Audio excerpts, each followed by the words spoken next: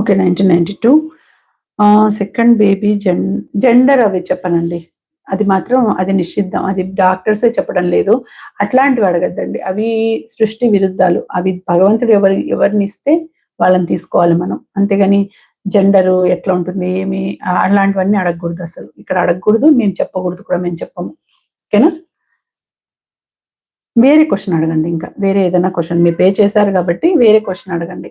Gender అవంతా మాత్రం అది తప్పు. అవి అడగకూడదు. ఎవరైతే ఏముందండి, జెండర్ అయితే ఏం తెలుసుకొని సెకండ్ బేబీ ఎవరైతే ఏముంది అది తెలుసుకొని ఏం చేస్తారు, మనకు భగవంతుడు ఇచ్చిండేది ఆనందంగా స్వీకరించాలి అంతే.